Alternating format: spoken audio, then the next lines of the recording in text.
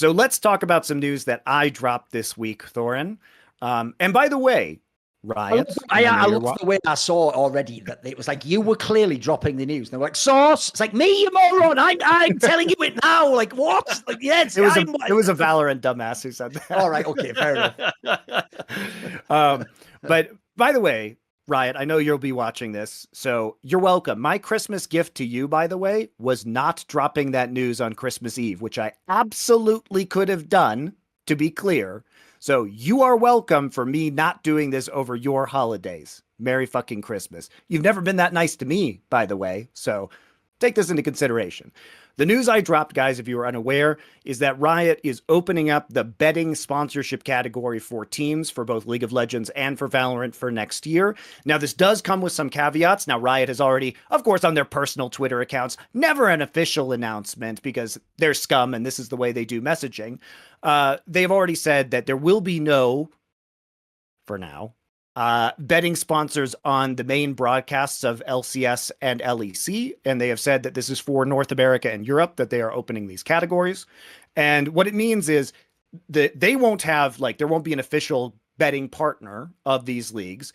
And they will not allow teams to have logos on their jerseys. So there will be on the main broadcast no representation. It's very reminiscent of the crypto thing they did initially, which obviously ended up dying, so it didn't happen. But if you remember, it was the same thing. It's like TSM was allowed them, but just not on broadcast on the jersey. It's like they were allowed it in any other domain or something, right?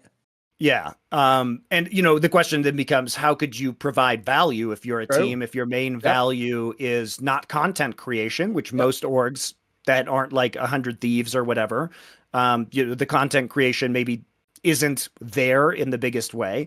And they've been for years selling screen time with logos on jerseys. The question could be, okay, well, how did they get value out of that? And I guess that's up to individual teams to address. It's also worth noting, and I do agree with this to a certain extent, that Riot is vetting partners. So you actually do have to be approved by Riot, and they are checking licensing and doing due diligence in the regions that would be impacted by this. For example, if you're an LEC team, that requires whatever licensing requirements they're doing in Europe and some level of legitimacy, which obviously there's a lot of suspects betting websites and esports out there. To be fair, Riot are the same people who vetted FTX, so have at it. That couldn't really be worse than what will the other ones do, Monty? Rip someone off for loads of money or something? Yeah. Anyway, so they are doing that. Also, this is some process, I imagine, Monty, is like that old school episode of The Simpsons where fucking Mo is there in court and then they go, "Oh, my laundry is ready," and he gets a giant sack of money with a dollar sign on, like, "Oh, the vetting I see your vetting process has been approved. I just have to take my laundry." Like, yeah, exactly. We all know how that works. Okay. I also will reveal here that I have heard that Riot is going to require betting companies to pay them. There you go. By the way, there wouldn't be any conflict of interest there, Monty. I'm paying you to vet whether I can then give money to people in your ecosystem. Yes. Can I have it, please? No, what do you know? By the way, here's the joke, Monty.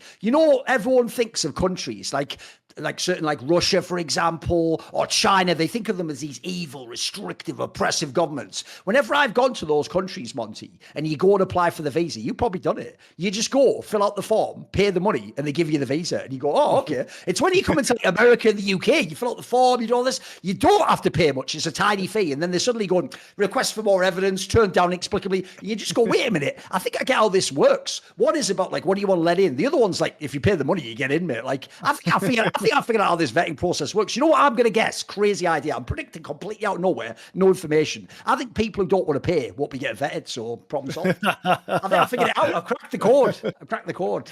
Well, also, and here's another detail that this hasn't been non-public information, but Riot has basically not addressed this, is that Riot has basically been allowing betting in their ecosystems for years at this point in time, where they have tacitly endorsed it by not enforcing some certain things that betting companies need.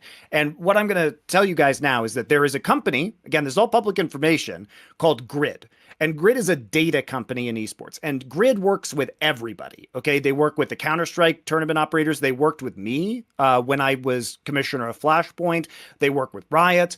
And what they do is they have access to the tournament server APIs in these games.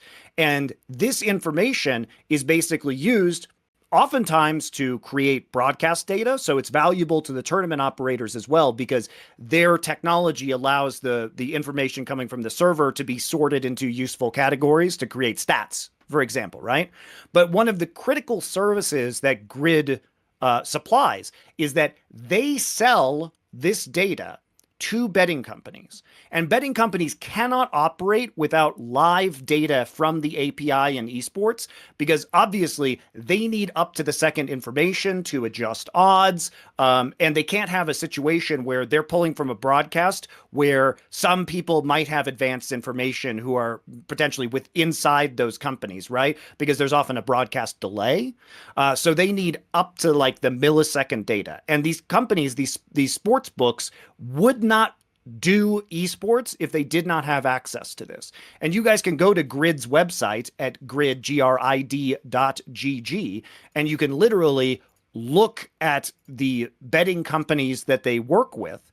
And so these include, very prominent sportsbook, Prize Picks in the US, Pinnacle, Underdog, Fantasy, GG Bets, right? They work with a variety of these platforms. But my point is that Riot has allowed this because they understand that sports betting is very important to their ecosystem. And I don't obviously have any. I think Riot should allow the teams. I think Riot should have betting sponsors, in fact. So there's no issue here. But for all of those people who are pretending like Riot never had anything to do with betting, they definitely did, and they definitely approved of it, because otherwise they would be able to tell Grid, who has access to their Tournament Realm API, to their tournament servers, do not sell this data to betting companies or we are cutting access off. By the way, I'm so sick of people giving Riot credit for not doing things because they haven't had a chance to do it yet. Like, you remember that thread last year that did so well, where they were like, hey, you might not like Riot Esports, but at least they didn't let the Saudis come in. Like, yeah, that worked out, dickhead. How's the Saudi today, dickhead? It's winning people awards now, dickhead. So, like, that one's mental. So, same thing, Monty. Oh, they don't allow betting in that, because one of the things that I can't handle, the same people who go, oh, the Saudis are here. Well, there's no ethical consumption under capitalism. Money's money. What's the fuck, Betty? The sky is falling. Oh, and also, you're just Americans, you cretins. They say, you're watching sports. It's going like, this bud's for you. Hey, fucking Jameson, what are you, like, not a man or something? Then they go betting. That could be addictive and ruin your family. Oh, do it, mate. I can't do it anymore. I can't take it. First of all, betting's a psychological addiction. Alcohol is a physical, real addiction where you can die if you stop taking the addictive quality. You know what happens if you stop betting, Monty? You just go, oh, I'm getting a Jones. I really want to know if the 49ers are going to beat the spread. You never die. You never come back in the room. Oh, he's dead. Yeah, he didn't put a fucking spread bet on, did he? He's dead now. You need to wean him off the betting. You need to make him parlay first. Like, also, I mean, if we banned everything that people could possibly use irresponsibly, our society would be fucking miserable. So. I'm just gonna say, you know what? As the fucking lone British person in the call, this was the whole point of the fucking revolution, you imbecile, was to be America and have freedom for individuals and to do stupid shit like smoke the Marlboro Red, eat the fucking donut, go, you commie bastard, Ruski, and then fucking watch American sports ball, where a guy grabs a ball in his hand and you go, yay, football. That's the most American shit of all time. And you want to stop it. You are anti-American. You are a traitor to your country, and you are a disgrace to your ancestors. Well, if it was people like you around, this show would be called Ye Old Summoning Insight. I'd be running the whole thing, and Monty would just be part of the colony still. So which is it? Do you want that? Do you want to be repatriated, or do you want to allow betting onto the LEC? That's your choice there, NA fans. Also, the game itself is the game League of Legends is now introducing gacha mechanics, which are basically just slot machines. Yes. You know what I mean? Like, sports betting is a game of skill, guys. Like, it's a game of skill. You know what's not? A fucking gacha mechanic in League of Legends. Yep. That's not a game of skill. Absolutely. So, I mean, I don't obviously have any issue with it. And frankly, like, I think that this is a good move for Riot. It should have been there from the beginning. Like, it should have been there from the beginning. Don't worry, I've got a video coming soon. I'm glad I didn't make it, because after I'll make a follow-up. It's going to be called Riot Games has turned away more revenue than anyone in the history of the esports industry. And this is going to be one of the million Twitch subs, betting spots, a million things. The amount of money that could be in League. And remember, we've literally just spent the last 4 weeks, guys, talking about how there's no LCS anymore because they just can't fund it. But meanwhile, Riot's turning people away at the door. Like, any room at the inn? I've just got these giant sacks of money, and if you want, I could leave one or two behind for you. No, go away. The teams need to pay for academy squads. Like, with what, Riot? I don't have anything but this straw, and you won't allow me the Rumpelstiltskin betting company to spin the straw into gold. Give me a break. Like, we're supposed to do it, then stop letting the money in. And if you guys are wondering about sports, by the way, basically lives off fucking betting now. Like, actual NFL and shit, it's in every commercial whenever you watch that shit. They need that. It's like every commercial, bro. And if you guys want some comparison on this, go watch the Four Horsemen we just released today on this same channel you're watching this on, about the state of Counter-Strike with Jason Lake, where Jason Lake, who's the team owner of Complexity, says that European teams in Counter-Strike make between $2 and $4 million a year off of their betting partners, which, by the way, goes up. I mean, that's a League of Legends team right there, basically. And so these teams are in a position where, look, Riot, the reason why Riot is doing this is because they are trying to throw the teams a bone because, again, reminder, Riot themselves refuses to create things in the game to help the teams monetize. And so what they're doing is they're opening this category and they're changing the rules because Riot themselves can't fucking fix this problem. And when they release those stupid emotes, guys, we have now seen the effects of that, where there are reports coming out that in the LEC, the most amount of emotes sold was Carmine Corp, which is 100,000, but they got 70 cents per emote. And it said they sold euros more than everyone else combined. Something insane like that. Yeah, so 100,000. That means each of the other 9 teams were selling like 10,000 on average. Isn't that even literally the number you calculate? I remember you calculated you'd have to sell this many. And still, I think you even did that. It was never going to happen. No, exactly. Yeah, I said it wasn't going to work at the time. It was stupid because they were only giving, the emotes cost like $2.50 or something like that. And they were giving 70 cents to the team. And so you would have to sell millions of these emotes, which they're obviously not going to sell because they flooded the market with like 50 whatever emotes at the same time. And if that's the case, that means the team average outside of Carmine Corp would have been like $7,000. And even for Carmine Corp, it was 70,000, where you're like, wow, that's a lot of money. That is one player's minimum salary. One player's minimum salary, and nobody's paying players minimum salaries. So it's completely absurd. I mean, this hasn't moved the needle at all. But if you're wondering why the betting category has been opened, that is why. Because the fans don't pay for shit. And Riot isn't making the fans pay for shit. And they haven't and you could say, well, the emotes are stupid. They are stupid. That is a very bad cosmetic to put in the game. Riot has done a lot better with the stuff they put in for Valorant, but they won't put in team chromas. They won't put in team skins. So all we get is these shitty emotes, and they produce no money, obviously. So I mean, it's a disaster, and that's why we have a modern day team. Like, look, in 2012, this would be dope to get 100k money. And the problem is that is like 3 weeks of double lift salary. You know what I mean? Like, it just doesn't do anything, does it? Doesn't touch the sides, mate. No. And especially in esports winter, which again, watch the state of Counter-Strike and Jason Lake, who runs a North American team, sure, not League of Legends, but he said it's been really hard. It's been really hard in North America. And part of that is because he's in Counter-Strike in North America, obviously. Because that was at the end of the episode and everyone was talking. People talked over my straight fire joke where I even said, Monty survived the blizzard. Do you think esports winter is going to take? But I think that's straight fire, especially if you know the secondary detail that Monty's people literally are from Colorado, which is on the fucking frontier, you idiot, where everyone died the first time they went there. It's actually straight fire. But as usual, I'll never be appreciated in my own time. I believe the Bible had something about a prophet in his own land, Monty. You know? Actually, Thorin, my people, the people of Colorado, saw the Rocky Mountains and said, fuck that, and just stopped. Right. It was the rest that went on to California. And that, right? Okay.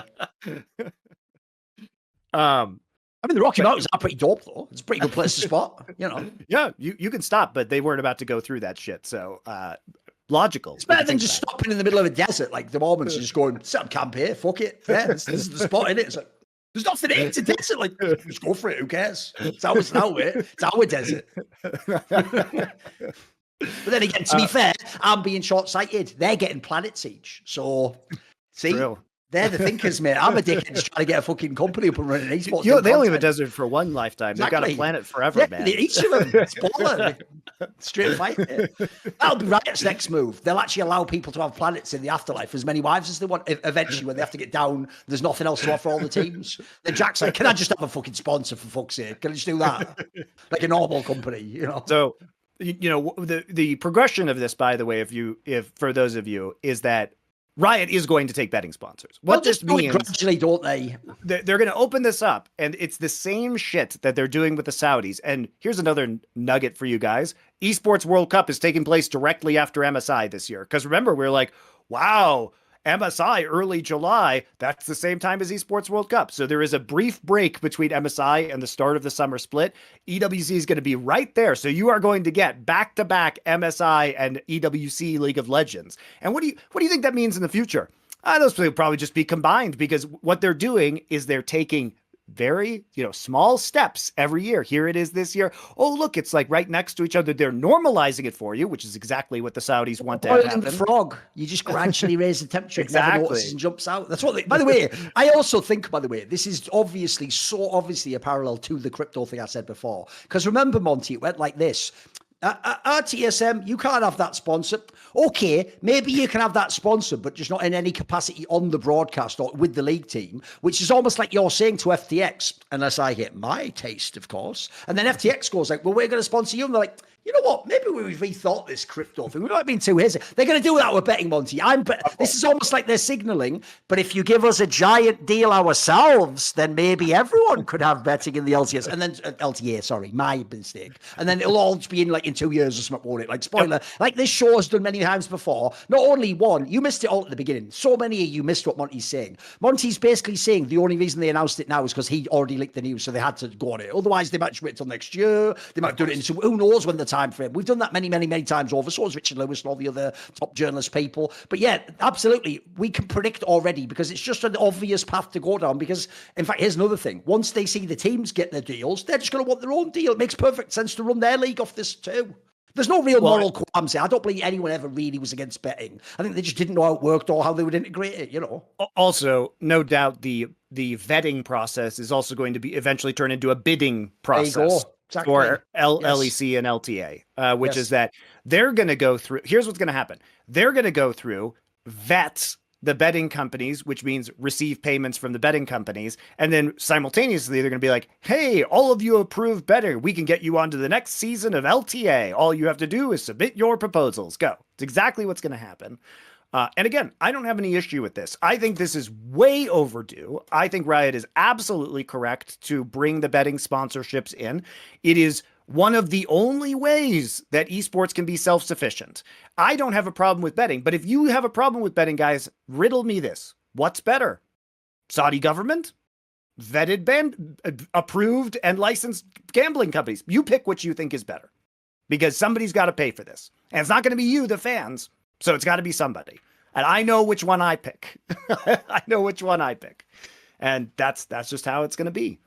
It's our reality of esports in 2024 is that the devs, they don't want to pay for it anymore. So someone else is picking up the tab. I feel like a lot of people still don't get why we hammered the esports winter. The gravy train is never coming again. Or if it is, it's going to be years down the line. It'll start gradually again. Basically, for real, people did just rely on the idea you could actually go back every 2 years and go, can I have another 30 mil? Honest, it's worth it. And here's a number and a graph that goes up through the roof. And eventually we're all rich and we live on Mars with Elon Musk. That's what every single fucking person did. And the problem is that doesn't work forever. And unfortunately, other factors outside of esports meant this is the area that got crushed. So everyone's seen the boom and bust cycle before. Like people keep thinking, Monty, because we said winter, it also lasts like as long as winter. No, it's winter in like the post-apocalyptic winter type scenario where it's like we just live in we might never go back to that world. We live in the bunker. This is just Fallout now, boys. You can't go back to before. You just have to build a new society. See more cool, funny, interesting clips based on topics from my content? Well, subscribe to this channel then, or,